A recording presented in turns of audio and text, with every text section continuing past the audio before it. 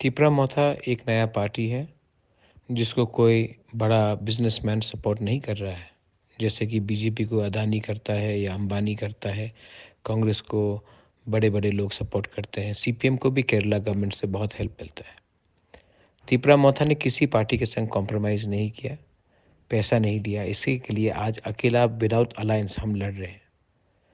हमने अपना bank account खोला है और मैं सब तिपरासा को और हमारे शुभचिंतक जो त्रिपुरा से हैं, बाहर से भी हैं, उनको इस अकाउंट नंबर में थोड़ा-सा डोनेट करके हमें सपोर्ट करने के लिए मैं रिक्वेस्ट कर रहा हूँ।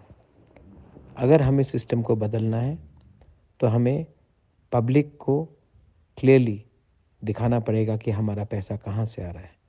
और ये बैंक अकाउंट हमने खोल के आप सबको ऑफ़र किया है कि आप लोग इसमें शामिल होइए, ये आपका पार्टी है, आप डोनेट कीजिए और हमें क्लीन वे से इस इलेक्शन में जीतने का एक मौका दीजिए।